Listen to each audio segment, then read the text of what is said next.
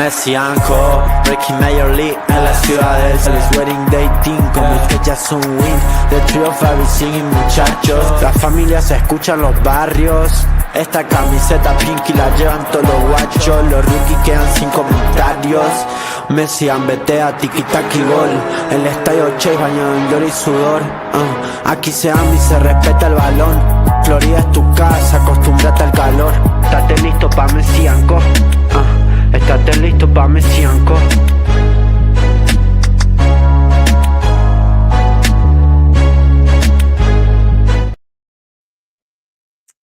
Hello, everybody, and welcome to another live episode of Messi and Co. I'm Ashley here, as always, with my incredible co-host, Gian. Happy Monday. Let's start with that. We have a lot to get into. Mixed emotions, I'm sure, but starting, as always, with how we doing? I am doing good.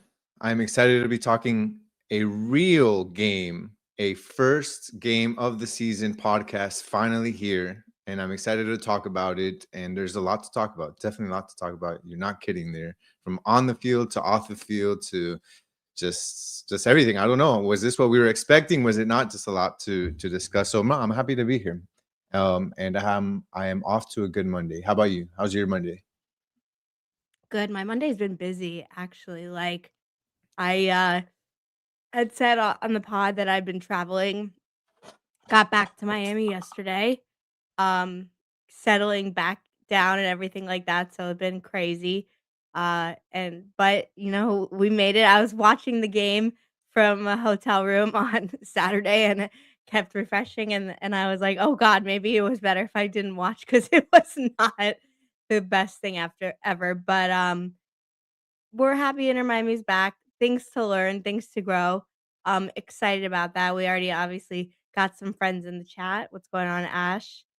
What's going on, Boss Eddie? Yeah, man, it's so let's talk about.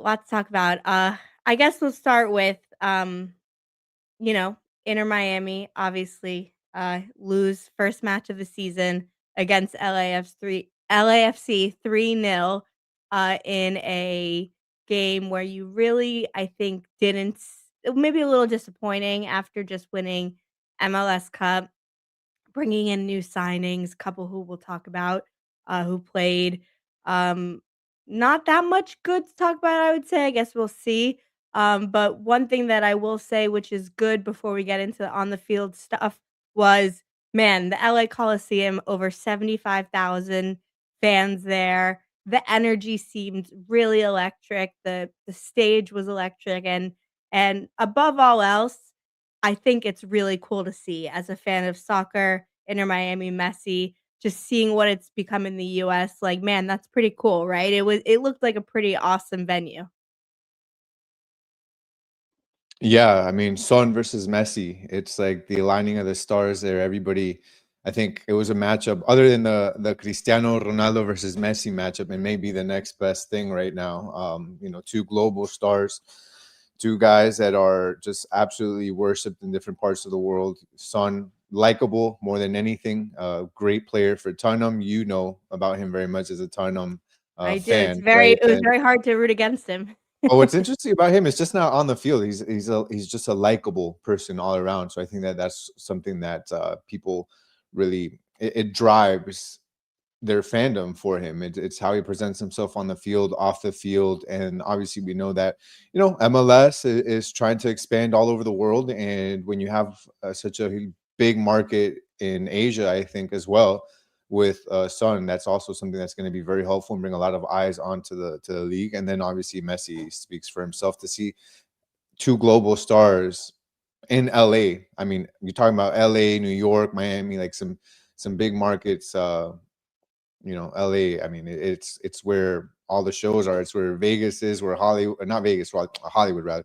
It's where Hollywood is, where they make the big movies, where all the big stuff happens. So to see those two on that stage in prime time as well, Saturday night football, like that was just amazing, honestly. And obviously, I would have rather, and we'll get into a different, I guess, a different scoreline there. But nonetheless, it was just amazing to see those two on the field. So, 100% agreed. Yeah. So the spectacle was good. On the field performance, maybe not as good. So, like I said, 3-0 defeat.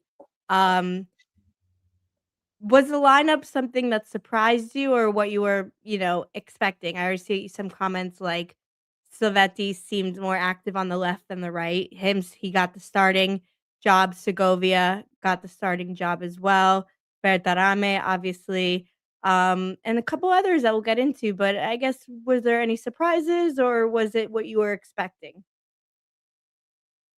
It wasn't necessarily what I was expecting.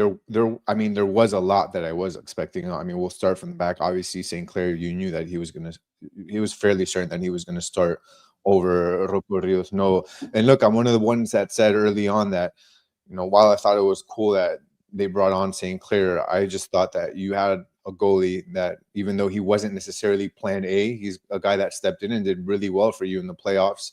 And I was just a little surprised that they would look for somebody to bring in over Rocco Rios. No, but obviously, if you have the reigning goalkeeper of the year and you have an opportunity to bring him on, you're always going to do it. But he started in the back. That's what you expected. Um, he had some shaky play, I would say. I mean, especially in that second goal.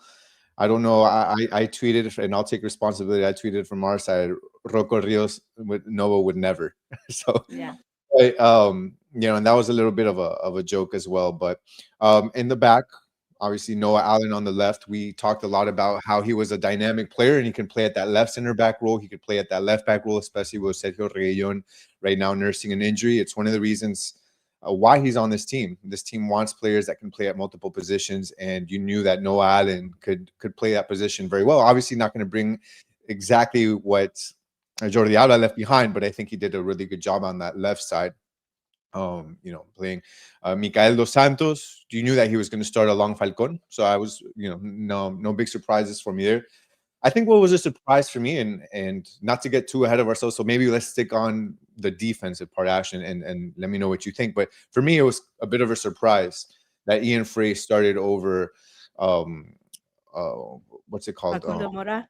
Yeah, thank you, Facundo Mora. That was a surprise for me, just because Facundo Mora is the guy that came from Racing, that is one of the top teams in Argentina, and a really, really good player. I really thought that the amount of money that they spent to bring him on, how they felt about him early on, I thought that he was going to be a starter from day one. I mean, it doesn't mean that he won't be. Maybe it's just the fact that they got a lot of new players on there that they want to make sure everybody fits. Why add another element to that when you can just have Ian Frey, especially while everybody gets to know each other. Ian Frey is a starter. I'm not going to say he's not, but I really thought Facundo Mura was going to start over Ian Frey. What do you think? Yeah, it's excuse me, it was a bit of a surprise, I think. You know, we didn't know exactly how the defense was gonna gel. Um, I think we knew Falcon was gonna be there, obviously, um, and Noah Allen because of Sergio Reguilon, but, outside of that, I think we were kind of on the fence about who was gonna be starting, and, we both really love Ian Frey, um, so it's like, a bittersweet wanting him to play. I would say Facundo Mora in the second half, I think, was better, created a lot of chances. Uh, I don't know how it's gonna play out in the end, but, the defense and the goalie just overall the goals were mistakes that really the defense shouldn't make. I think this is a good point. I would have preferred the game later in the season that had everyone started to gel together. That is, when you add new players, um, there's always pluses and minuses. So it takes a little bit of time to gel, but di- disappointing overall in what the defense did in the midfield. I was surprised about Yannick Bright starting. Yeah, I was too. I thought Ayala was going to start alongside De Paul. Not that, again, just going back to the same thing about Ian Frey, I said about Ian Frey. Not that he's not a starter. I think Yannick Bright is a starter. Just I really thought that Ayala was going to be the guy in there, simply because of the fact that he has played so well in the past. He comes from a good team. He's spoken so highly of, and I felt like early on when I heard some of the comments about him in training, from coaching, the reasons why they brought him on, it just sounded like he was going to be a starter along with Rodrigo de Paul. But Yannick Bright starting in that position, I think, was really good. We know how good he is at anticipating passes from the opponent, how he is at basically destroying anything in that area. And really, I think that one of the reasons why they probably started him there in retrospect is because they wanted Rodrigo de Paul to have a little bit more liberty to have the ball and be able to drive up the middle of the field, be more involved in the passing, and not have him so focused, I think, in the midfield and having to worry about closing the gaps and that sort of thing. So when you have a guy like Yannick Bright's the one that stays back a little bit and is able to really command defensively that part of the field, that just freed up Rodrigo de Paul a lot more. And we saw that difference with Rodrigo de Paul maybe last season, where in this, again, this is just one game, but he just had more liberty with the ball and just was more involved in building out, while Yannick Bright stayed at, I mean, they were basically even most of the game. I'm not going to, say otherwise, but Yannick Bright at times was the one that stayed back a bit more. So I was a little bit, I think, a little bit surprised there. But then when we move up, they basically started, if you look at MLS, they say it's a 4-2-3-1. I thought it was going to play out more like that, but in reality, it was Segovia in front of De Paul and Yannick Bright, with Messi floating around, and Silvetti. It was basically Verderame and Silvetti. You had two forwards, just up top. It wasn't necessary, and this time it was Silvetti on the right. I think that was more of a surprise for me, to have Silvetti on that right side than anything else. And then obviously that's probably because Allende wasn't necessarily fit to start right off the bat, so they put Silvetti on that right side. He obviously looked a lot more comfortable on that left-handed side once he made the switch over. But yeah, I was just a little bit surprised with that 2-3 kind of, or rather that 2-2-2 kind of formation that we had. I wish Silvetti would have started on that left side. Segovia, I wasn't that surprised about. Yeah, I mean, I definitely agree. Silvetti is much better on the left than on the right. Um, yeah, I I have a lot of different thoughts. I think that, you know, the team in the first half versus the second half seemed like two different teams. I mean, although Inter Miami didn't score, from the 45th to the 65th minute, they had 5 or 6, like, good attempts on goal and good, attacking moments where they very easily could have scored. It didn't work out that way, and then I think the defense and everything suffered because of it. But yeah, the first half, it seemed like you were playing people in unnatural positions and places, and my feeling about Segovia, I guess, I think Allende will obviously start moving forward, with Berterame, but because of all that whole visa issue and stuff, understandable. I think Segovia is more of a player who comes into a game to try and help make a spark or to, shore things up. I don't think he has shown that he can be the spark creator, and what the team needed, was more sparks. Look, I think it's funny because most of these games, at least last season, we've been accustomed to it being the inverse of what really happened in this game. If you look at this game, we were more accustomed, we were more accustomed to the attack having no issues in games last season, especially going into the playoffs. I mean, we broke the record for the most amount of goals in a postseason. The team could score at will. Where we had issues and we were always afraid, especially on these counters, was the midfield and the defense. And it was kind of the reverse in this sense. I think that the best players on the pitch this game were Yannick Bright and De Paul. I think they commanded the midfield. I think they did a really good job.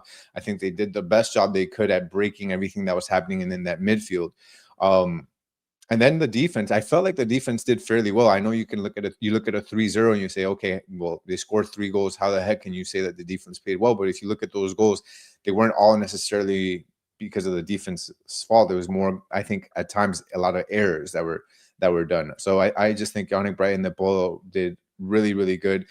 But look, Silvetti, Berterame, Segovia, Messi, the guys up front, really didn't do much. They didn't do much at all. And I think that that's where we can see where it's very noticeable, the fact that these are guys that really haven't played together, at least in these positions. Silvetti really hasn't played on the right side along a free-floating Messi.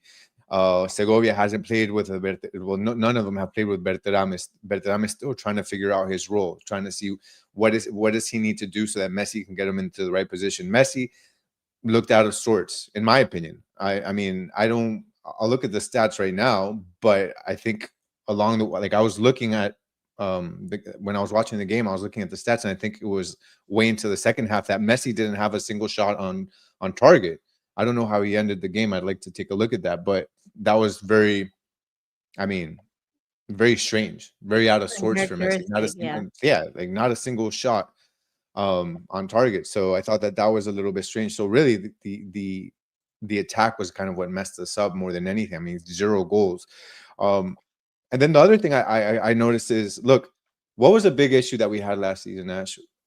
Any time that we would give the ball up, especially stupidly, an error in the midfield, we would always have issues against counterattacking teams that as soon as they would get the ball, 1, 2, 3 passes, and they were in your final third, they were in your penalty box. And that's what LA did.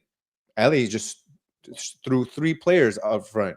They threw Martinez, they threw Bonga, they threw Son. All 3 of them were off to the races as soon as they'd get the ball back. Tillman, I mean, Yeah. you know, and I think that that's tough for this Inter Miami team, that it's they're a team that wants to play with possession, but what happens is with the possession that they play, they command a lot of players up front, and then as soon as they give the ball over, they're not all getting back in time, and that's what killed us. Like that first goal also, that first goal was who scored that first Martinez. one? Martinez scored that first one, right? And I believe that was in minute 37. In Mhm. minute 37, I want to take a look at I actually have the goal here next to me. I want to take a look at that. That was the one that was in error, I believe. Yeah, that was Rodrigo de Paul. That was Rodrigo de Paul that had the ball coming out of the build-out. Tillman comes up behind him, steals the ball. Nobody shouts out to the Paul to let him know that the player is behind him. He loses the ball, and in 2 passes, they score. And that's the type of thing that really has plagued us, even last season to this season, now starting in the first game. So that's something that they need to take care of. Ian Frey, I think in the second goal, Ian Frey gets the ball, makes an errant pass, and I think we almost got scored on that one. So, you know, there's issues, and I think it's keeping possession, but also keeping possession in a responsible way, that you're not just giving up the ball, and that continues to plague this Inter Miami team. Yeah, yeah, I mean, I think a couple points there. I agree with that. I think this first of all, Segovia is a 90% effort guy. Yeah, I think it's just he's not 100% spark, interest, gets the team going, creates what we're looking for. I don't think he's the long-term solution. It'll be interesting to see, what the Orlando team looks like. And really quickly before we get to Messi, did you see Fabrizio Romano's sort of bomb he just had, which is that Antoine Griezmann looks likely to be signing with Orlando City soon. And so that will make the Inter Miami Orlando rivalry even stronger. That is a big name player who still plays for Europe, plays for France, is you know, just played with Atletico Madrid in the derby versus Real Madrid, won. And yeah, I mean, really quickly before we get to Messi, I think just, we're getting more and more stars in the league. We're talking about playing against Son. Now you're gonna have playing against Antoine Griezmann. Like this is what we wanted for the league, right? So just really quickly, give me your instantaneous thoughts on that. Yeah, I mean, that's another world-class player. Obviously, plays for France, plays for Atletico Madrid, played for Barcelona. He's um, he's just going to be another guy that's going to make it hard on this Inter Miami team to win an MLS Cup. I think you have that dynamic duo of Bongo and Son, and now you're going to have a world-class player in Griezmann in Orlando. I think that's great for the league. I think it's great for competition, and it just shows that if this Inter Miami team wants to go back to back, they're going to have to go through the best of it and some of the best players that have been on a world stage. And I think it's amazing. I mean, why would you not? I think to me, the more competition, the better, the funner the games are. And I look, if you want to win multiple trophies, you got to go through the best, and it is what it is. And it makes El Clásico, this classic game, even better, I think. 100%. Yeah. No, it's true. It's crazy. I mean, I wish we signed Antoine Griezmann. As we were talking about in the summer when we were like, "Oh, what are some names?" Obviously, we all wanted Neymar, or I wanted Neymar. It was never going to happen. I thought Antoine Griezmann was more likely, and so I'm surprised in the end that he ended up in Orlando. But to your point, it's a Sunshine Classico, right? It's gonna definitely have some more heat to it. No pun intended. But getting back to what we're talking about, Messi. So Ash said Messi's still recovering. I think that that plays into it. Look, he came out of the preseason game, a little bit of a hamstring, soreness, twinge, whatever you want to call it, has not played for the last couple of weeks. Um, they had to cancel the game in Puerto Rico, etc.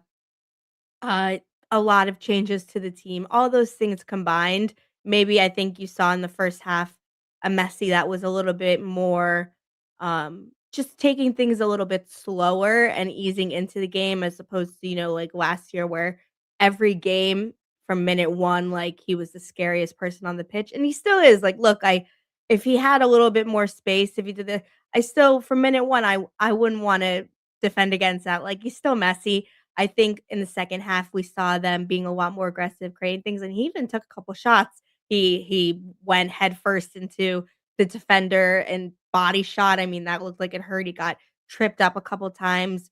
Put his body on the line, like no doubt about it. And I think definitely by the end of the game, I kept thinking, I was like, God, a few more minutes, like Messi would have taken shape. But so yeah, the I think the beginning he saw a little bit more of a trap, not, just someone playing a little bit calmer, getting his feet wet. Not that he needs it, but I think we'll see something different in the next game. Like I think you'll see him from minute 1 being super aggressive and getting things together. If you saw him post match when he was walking out of the tunnel, which we're gonna get to, I mean, animated, angry as the game ended, like, for Messi's standards was really he seemed really upset, and so that to me is a good sign. I wanna see that like, you want him a mad Messi and who plays for your team is a good Messi to have.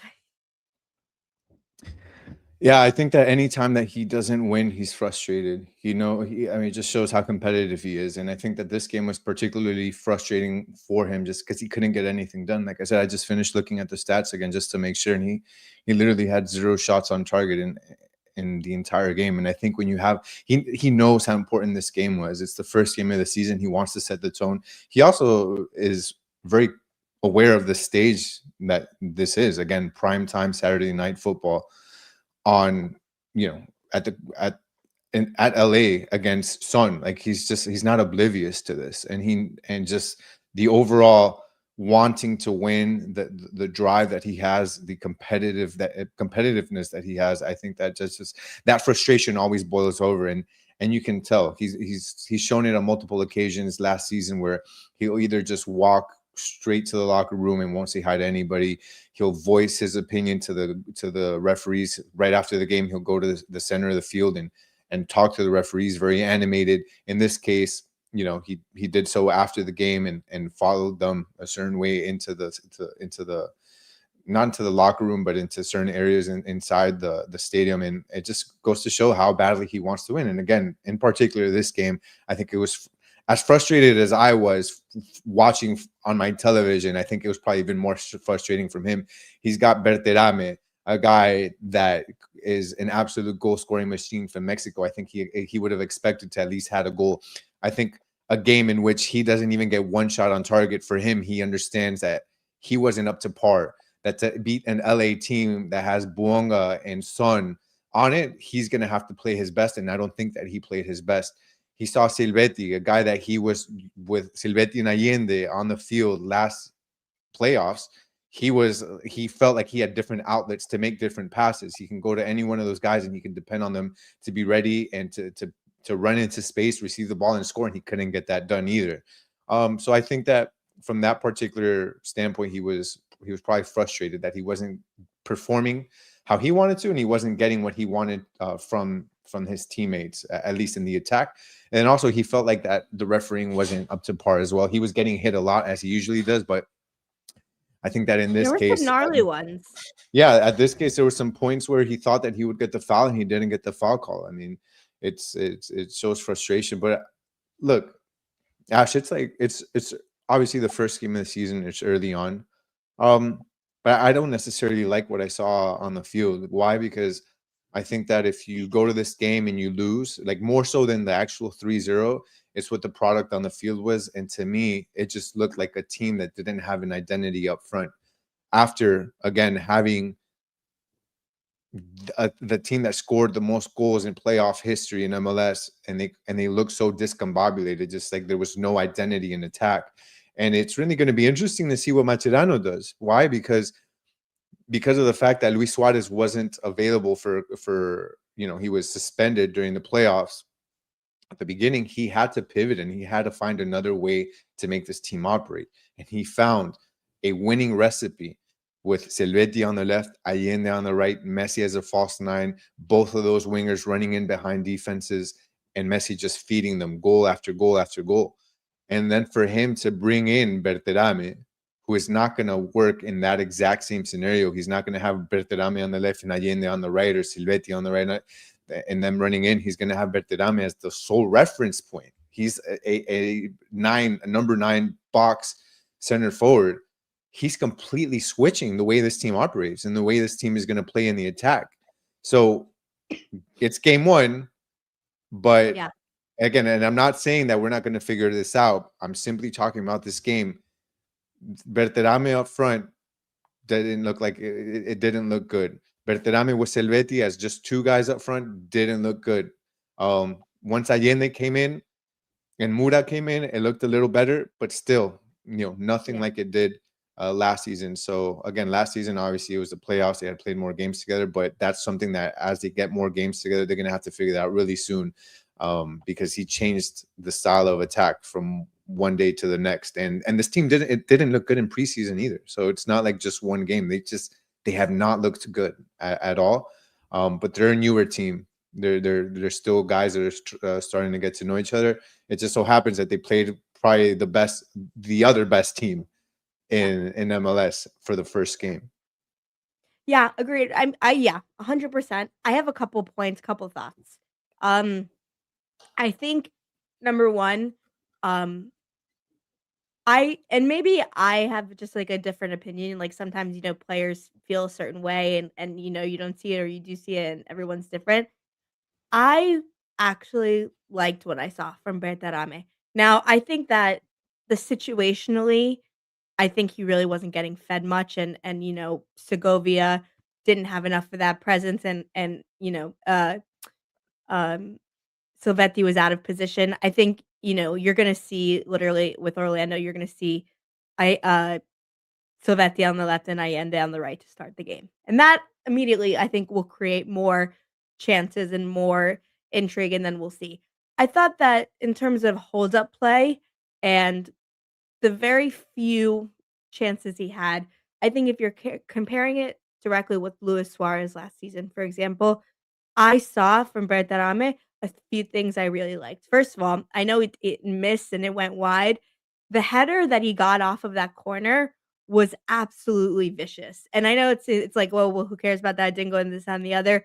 It was when I saw it, I immediately went, "Oh, that's a goal scorer." Like that's someone who scores a lot of goals, who has like a scent for getting the back of the net. It was a vicious header. He generated an insane amount of power. He had that moment where in the end he had a high boot and wasn't able to get the ball, misjudged it.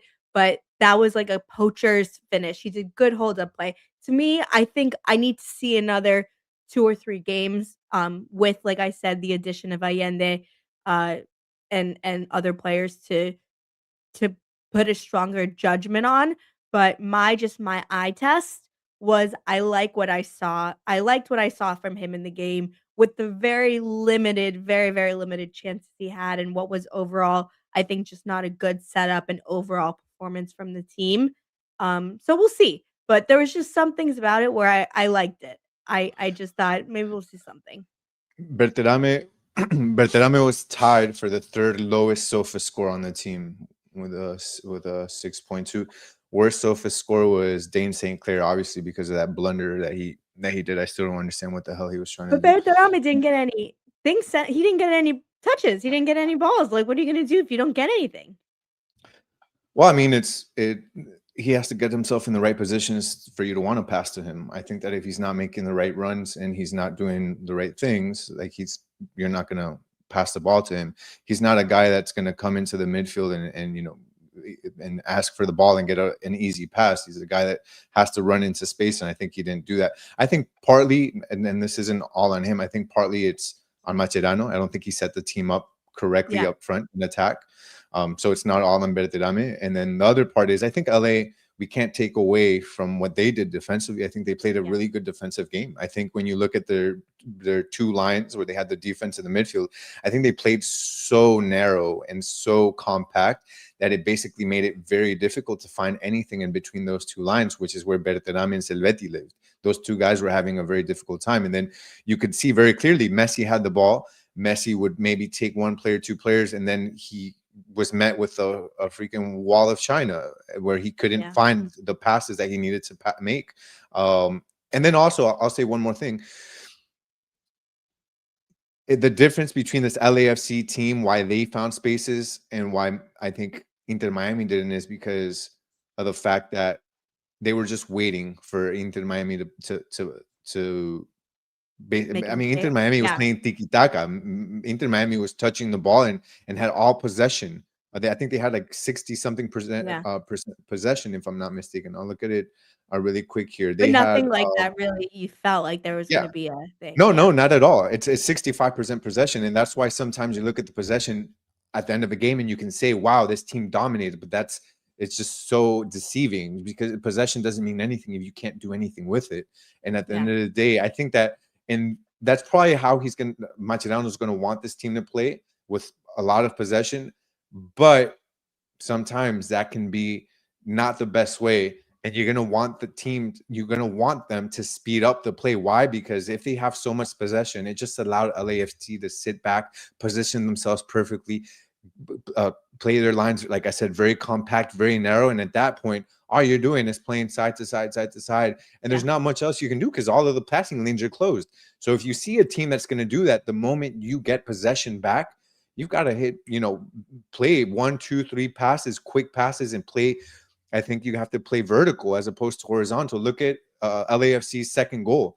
They got the ball on their side of the field. Tillman gets the ball, and right off of the bat with one pass, lofts a ball over the defense into a running, was it Bonga, I believe it was. Yeah, that was that goal against St. Clair. I mean, you didn't see Miami do not a single one of those passes. Everything took 20, 30 passes. So I think Mascherano lacked a little bit of adaptability in that sense. I wanted to say something else about the offense. I'm curious to see what you think about this. Once Allende is fully fit to start a match, do you want to see Silvetti as a left winger, Mascherano, Silvetti is a left winger, sorry, Allende as a right winger, Berterame as your forward, and Messi as your offensive midfielder, floating, doing whatever the hell he wants, as opposed to having Velasco Segovia there? 100%. Do you think? Would you like to see that, and do you think it'll work? Yes, I would like to see that 100%. Yes, I think it will work because, like I said, and it's no slight on Segovia, honestly, because he's a young kid and he's had good moments for Inter Miami. I just think he doesn't command the presence and the danger that you need in order to be freeing up Messi and then Berterame, like last year we would say Suarez, because you need the defense to be feeling that at any moment the left wing or the right wing can do a ball over the top, make a move, get a shot, get in a good position. Allende did that all, last season, especially as the season was getting on, had defenders having to really focus on him. And because of that, you saw, for example, Messi have a little bit more freedom. Jordi Alba got up forward a lot. You just saw, a lot more chances and danger. And so I think when you have, if you have Silvetti and Allende, I think creating that danger and chaos, it's going to give more opportunities, one for Messi to find both of them, and also Bertarame to have a little bit more of those open spaces. So to answer long short story short, yes, I think I would like to see that at least for one game and be able to start comparing the different options. Yeah, I think it'll work. I really do. I think that that's what they're going to need offensively. I don't think you can take Silvetti or Allende off and have one start over the other. Obviously, Allende is not going to sit at all. I mean, the what this team went through to bring him back, obviously, with what he did, his historic goal scoring run in the playoffs last Yeah. season, with the amount that they invested to bring him back, how they tried till the very end, how it looked like it wasn't going to work, like they weren't going to be able to bring him back, and they figured it out. They didn't bring him back to sit him. He's going to start. The bigger question is, you know, Messi, Berterame, and Allende are going to start. The bigger question is Silvetti going to be the one that sacrificed so that those three can stay on the field and that they can have a guy like Velasco Segovia on the field, or play Ayala, De Paul, and Yannick Bright at the same time? Is that going to be what we're going to get? Or are we going to be able to have those three guys, Silvetti, Allende, and Berterame, all on the field at the same time with Messi, him floating around? And I think that, to me, that's the best route. And I'm not necessarily concerned defensively. Why? Because when you have Yannick Bright and De Paul in the center of that midfield, I feel like we have that area Or pretty De Paul and locked Ayala, down. I think similar. Or the Paul and Ayala. I Yeah. feel like that area of the field is taken care of. Plus, if you look, and I know that you were talking about, you were not as disappointed with Berterame, that you saw things that you liked. One of the things that I liked that I saw from Berterame, and I think this is obviously part on Mascherano and what he's asked of Berterame, is you don't have a guy that's on one leg anymore up front. Anytime that A lot of they went running. back on defense, Mhm. and this I noticed quite a few times. Anytime they went back on defense, Velasco Segovia would a lot of times help in that back line on the defense. Sometimes I saw what looked like a line of five briefly, but what you saw a lot of was Silvetti and Berterame helping to create that Mhm. midfield line, with Messi staying up front by himself. Whereas last season, when Suarez was starting, you basically had two players that weren't playing defense.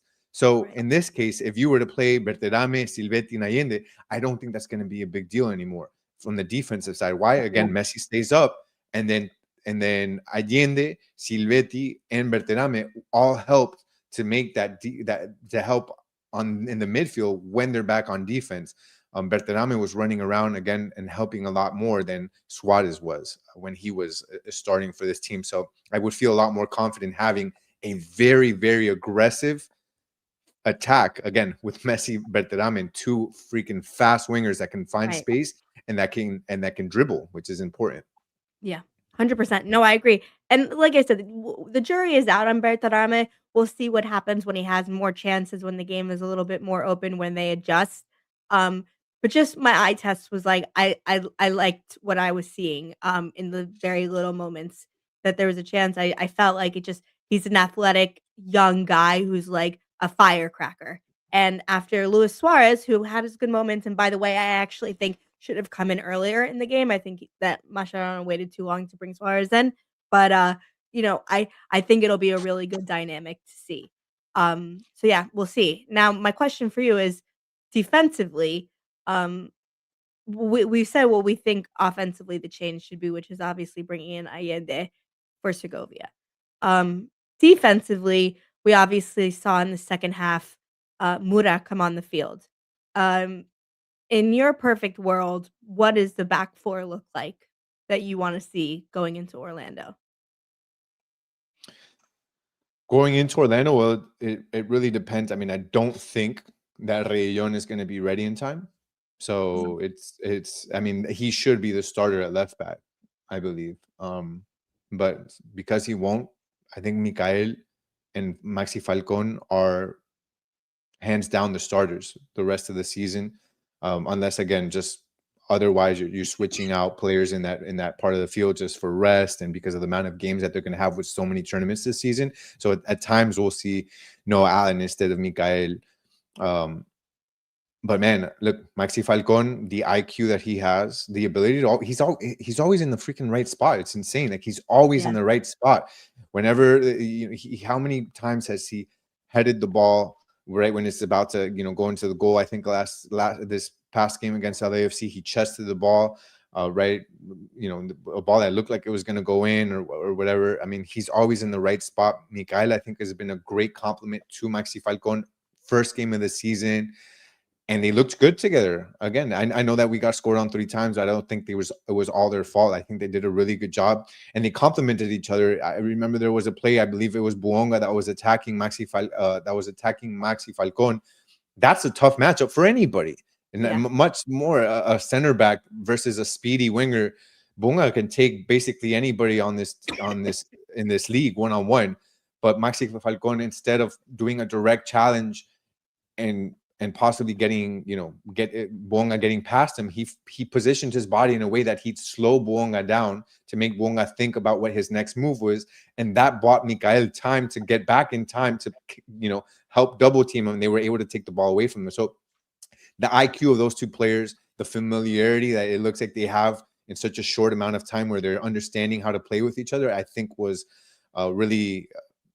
really a great revelation early on in the season in this first game against LAFC. So to me, those guys are hands down the starters. I think the bigger question right now, knowing that Noah Allen's going to start at least while Reguilón is still getting better or recovering from his injury, it's Mura versus Ian Frey. What are you going to do? Ian Frey, we spoke so well about him last season, about how good he looked on defense, how well he helped, and how good he was in attack, being able to head the ball, being able to center and that sort of thing. But for me, again, I think it's Facundo Mura over Ian Frey. I think Ian Frey is still he's a starter, but Facundo Mura, I think, just brings a bit more from the offensive side. He did get burned on that second goal where Buonga basically took him down the line. But I'm sorry, again, it's Buonga. He can take anybody. I'm not, if Buonga takes you, I'm not going to say you had a crap game or you didn't play good. Like, it's freaking Buonga. So I just think overall, I think he did a good job defensively, but I really like what he brings offensively. I think he brings a lot more from the offensive side than Ian Frey does. And I think that's what's going to give him the notch over him starting moving forward. Yeah, I agree. I think maybe you may see some versions of Inter Miami where Ian Frey could be a right center back if needed and come in, as rotation. But at this very moment, if it's only right back is your only, like, if it's you have to choose right now, Mura was, in the second half was I thought created a lot of chances. I think the defense in general was having communication issues, and that's, he got burned. That goal was given up. I don't think it was a direct reflection on him or, his positioning or play or anything like that. And offensively, really created a lot, has a lot of quality there. Yeah, I think I'd be expecting to see him start. And I think for the, it is your starting center back duo for sure, Mikael and Maxi Falcon, but, like, there's a lot of matches, there's a lot of tournaments. Maybe you do I think sometimes you'll even see Mascherano do a back five in certain situations, in game playing situations. And all that to say, I think you'll get Ian Frey as more kind of like that, like, kind of role where he could do multiple positions at the back depending on what's needed. But your starting number one right back is for sure Mura. Yeah, no, I agree. 100% it's going to be Mura, and we have a comment here. It says defense didn't play bad, even given the scoreline. First 2 goals were our own blunders. It's all uphill from here. Don't fret. I agree. I think the defense looks really good. I'm actually not worried about the defense at all. I think they look really good. Yeah. And yeah, a lot of it was mistakes more than anything. I mean, even that goal, I think it was, we had the mistake by the ball. We had and early on, I mean, it was still 1-0. Mind you, the counterattacks that they were having early on, we still had it at 1-0 going into the second half. Then once things changed a bit, and I think Mascherano made some changes where he's like, okay, we'll sacrifice some defense to just go and try to score. I think that kind of opened up the game a little bit more and made it a little easier for LAFC to score. Mind you, it was 1-0, and then Buonga scored that second goal minute 73, and then the last goal was by Ordaz in the 94th minute. So it can be, the scoreline can be a little deceiving, obviously, from a defensive standpoint. If you told me like what was the big story this game, to me the story was the offense. The offense just didn't click. It's not the defense. The defense looked good in my opinion. Yeah, I agree. And I think, look, the game against Orlando, the next test is going to be really, I think, big in seeing, like, if there is a need, to raise any alarms. That's obviously in the title of this video. Do alarms need to be raised? I think if Mascherano makes the changes that we expect to see in the starting lineup, namely putting in Allende, and starting Mura, I think Ayala or Bright, I think it'll just be, over time, we'll see how that kind of works out. Um, I think those 2 big changes, and depending how the team plays from that, the creation, all the, the fluidity, that is when I'll have, like, I think, a more opinion on seeing what is gonna actually work best. Yeah, there's going to be changes as the season goes on. Again, we know that at the end there is going to be a starter. The reason he didn't start again is just because of the fact that he was nursing an injury. He's coming back, so we'll see. I don't know if he'll be ready to start by Orlando. Hopefully he does, and if he is, then it's going to be him. The bigger question is Silvetti or is Telasco going to start? To me, that's the bigger question versus Orlando. And this team will continue to get better. Look, the most important thing for this team is they have the talent. The talent is there. And they have it. They have world-class players. They've got some of the best players in the league. I think it's one of the I mean, along with LAFC and maybe another, they're the best team on paper. It's how long will it take for them to click? Right. Again, learn how to play off of each other, with each other. How long will Mascherano take to figure the team out with these new players, figuring out a new type of offense? I mean, that's really what it is. You also think back about the preseason. I mean, the preseason did the preseason do them any good? What was it more about? Were they more focused on putting on a show, or were they more focused about getting this team to understand each other and to play properly and to test the things out that they needed to test? I know part of that was also out of their hands. There were some players that came in later on during the preseason. There were some players that were still waiting on their visas to be able to play. You know, Tadeo Allende, his visa took a while. We know that Berterame took a bit. So I think there are a lot of things that come into play here. Again, this is the first game of the season. It just happens to be against freaking Buonga and Son. But at the end of the day, this is game 1. I mean, I'm not worried about the season whatsoever. I just didn't like what I saw this game. But again, this first game of the season, they'll continue to get better. I think, hopefully by the 5th game of the season, I think that this team will be up and rolling. I don't think it takes longer than 5 games for this team to get up and rolling. But I mean, remember, this is MLS season. It's a long season, and basically all you have to do is get to the playoffs. And as long as this team is playoff ready, that's what's important. And they did that last season. There were times where they didn't look so good. There were tough conversations being had, but when it mattered most, when the MLS postseason started, that's when this team clicked and they were ready to go. They're just going to have to do it a little sooner now because they need to win Conca Champions. That's what's most important right now. Conca Champions and MLS Cup. So they'll figure it out soon. Agreed. I'm excited to see how this Orlando City game goes, and just, what changes do happen on the field and just overall play, how that changes too. All right, well, any other topics you wanted to get into to wrap up the show? Let me see. I feel like we covered a lot. It'll be interesting to see. Just we got to give them time. We got to get a little bit more of a sample size.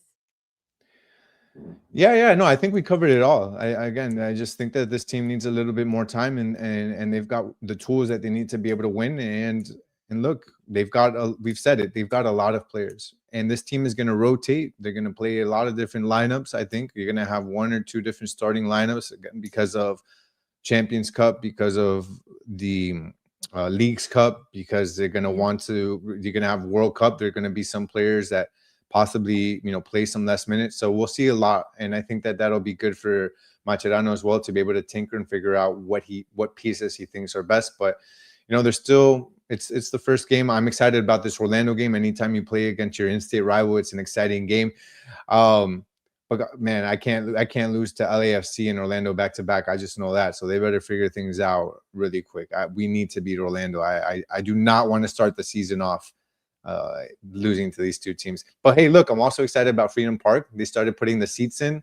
So that's exciting. It's looking really, really cool. And that's something I can't wait. I think our first home game is set to be on March 18th against TBC. Whatever the hell that means. That's on the. I think the park opens April 4th. I think that game may be in Fort Lauderdale. Is maybe. it? I think so. I think. No, April you're right. 4th April 4th. Yeah, against Austin. Thanks, Ash. Yeah, it says. But it's so soon. It is soon, and it looks really sick. I say, can Miami be the LA Galaxy of last year? No, I agree with Natalia here. Number one, obviously. Well, they didn't have Messi, and we do, and so whenever that's the case, this team has shown, I think, year over year growth that strong, competitive, exciting, all those things, and I think this year will be no different. It's just gonna, about getting those things kind of gelled. And it'll be exciting to see. I'm excited to see it. I'm excited for this season to unfold. I'm looking. Same sentiment, guys. Not the start we wanted, but no worries. We are not worried. We will be good. This team will win multiple trophies. I'm almost certain. Honestly, I am almost certain.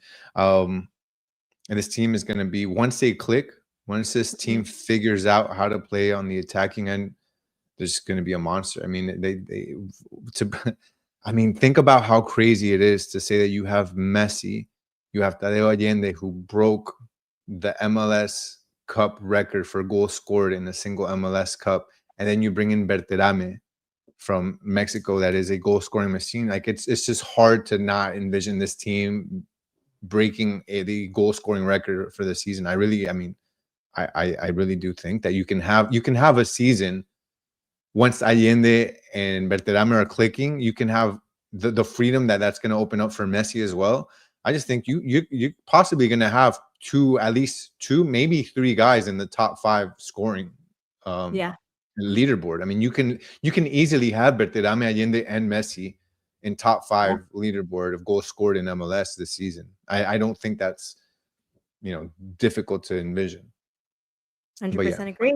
It's gonna be exciting. It's gonna be exciting. Well, but this was a great episode. Got some good conversation and feedback, and I think everyone's just excited to see how the season keeps going. Obviously, it wasn't an ideal start, but I believe in this team. I believe in this roster. And we'll just keep seeing how it's unfolded. But make sure you are following us on on X at Messi and Co. To be able to get the latest scoop on everything happening with Inter Miami and seeing how these games, these seasons, these players unfold. Make sure you're subscribed on YouTube at 5 Reasons Football. We're going to obviously we keep doing our weekly episodes, and we're going to keep maybe trying new things, talking about new things. A lot of exciting time yet to come. So, hell yeah. Right? Vamos Inter Miami. I'm excited. Can't wait for Orlando game, and we'll catch you guys really soon. Love it. All right. For this episode of Messi and Co., I'm Ashley. That is Gian, and we will see you next time.